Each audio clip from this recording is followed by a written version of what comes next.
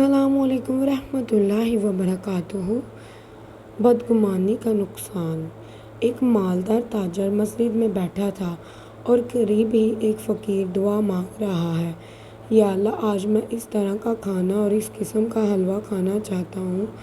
تاجر نے یہ سن کر بدگمانی کرتے ہوئے کہا، اگر یہ مجھ سے کہتا تو میں اسے ضرور کھلاتا، مگر یہ بہانے سے مجھے سنا رہا ہے تاکہ میں سن کر اسے کھلا دوں۔ واللہ میں تو اسے نہیں کھلاؤں گا۔ وہ فقیر دعا سے فارغ ہو کر ایک کونے میں سو گیا۔ کچھ دیر بعد ایک شخص کھانا لے کر آیا اور فقیر کو ڈھونڈ کر جگایا اور بڑے ادب سے کھانا اس کے سامنے رکھ دیا۔ فقیر نے اس میں سے کچھ کھایا اور بقیہ واپس کر دیا۔ تاجر نے دیکھا تو یہ وہی کھانے تھے جن کے لیے فقیر نے دعا کی تھی۔ تاجر نے کھانا لانے والے کو اللہ تعالیٰ کا واسطہ دے کر پوچھا، کیا تم انہیں پہلے سے جانتے ہو؟ جواب ملا، بخدا ہرگز نہیں، میں ایک مزدور ہوں۔ میری زوجہ اور بیٹی سال بھر سے ان کھانوں کی خواہش رکھتی تھیں مگر مہیا نہیں ہو پاتے تھے۔ آج مجھے مزدوری میں ایک مساق یعنی 4.5 ماشے سونا ملا تو میں نے اس سے گوشت وغیرہ خریدا اور گھر لے آیا۔ میری بیوی کھانا پکانے میں مصروف تھی کہ اس دوران میری آنکھ لگ گئی۔ آنکھیں تو کیا سوئیں، قسمت جاگ اٹھی۔ میرے خواب میں حضور صلی اللہ علیہ وآلہ وسلم تشریف لائے اور فرمایا، آج تمہارے علاقے میں اللہ کا ایک ولی آیا ہوا ہے، اس کا قیام مسجد میں ہے۔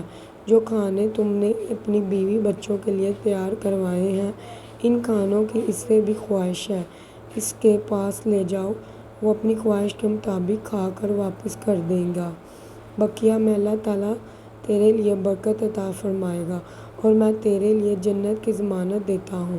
نیند سے اٹھ کر میں نے حکم کی تعمیل کی جس کو تم نے بھی دیکھا ہے۔ تاجر کہنے لگا، میں نے ان کو انہی کھانوں کے لیے دعا مانگتے سنا تھا، تم نے ان کھانوں پر کتنی رقم خرچ کی؟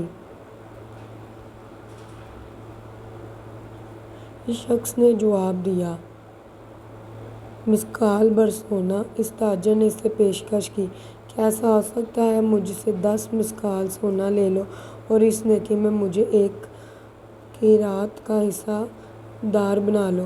اس شخص نے کہا، یہ ناممکن ہے۔ تاجر نے کہا، اچھا میں تجھے 20 مسکال سونا دے دیتا ہوں۔ وہ شخص انکار کرتا رہا حتیٰ کہ اس تاجر نے سونے کی مقدار بڑھا کر 50 پھر 100 مسکال کر دی، مگر وہ شخص اپنے انکار پر ڈٹا رہا اور کہنے لگا، واللہ جس چیز کی ضمانت رسول اکرم صلی اللہ علیہ وآلہ وسلم نے دی ہے، اگر تو اس کے بدلے ساری دنیا کی دولت بھی دے دے پھر بھی میں اسے فروخت نہیں کروں گا۔ تمہاری قسمت میں یہ چیز ہوتی تو تم مجھ سے پہل کر سکتے تھے، لیکن اللہ تعالیٰ اپنی رحمت کے ساتھ خاص کرتا ہے جسے چاہے۔ تاجر نہایت ندامت و پریشان ہو کر مسجد سے چلا گیا، گویا اس نے اپنی قیمتی متاع کھو دی۔ ایسی سبق آموز ویڈیوز کے لیے ہمارے چینل کو لائک کریں، سبسکرائب کریں، بیل آئیکن کے بٹن کو پریس کریں۔